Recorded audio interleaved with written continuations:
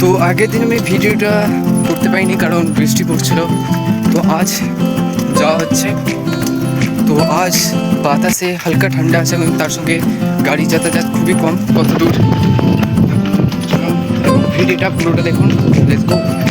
রোদের তাপমাত্রা ছিল খুবই কম, কিন্তু একটার পর একটা জঙ্গল পেরিয়ে মনে হচ্ছিল জার্নিটা আরো লং।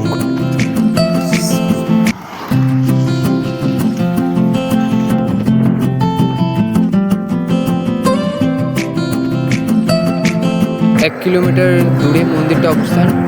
তো চলুন যাওয়া যাক। আস্তে আস্তে আমি একটাই মন্দিরে এসে পৌঁছেছি এবং মন্দিরটা হচ্ছে দুর্গা মন্দির এবং এই মন্দিরের ডিজাইনগুলো খুবই সুন্দরভাবে করা হয়েছে। একবার দেখুন এই ডিজাইন।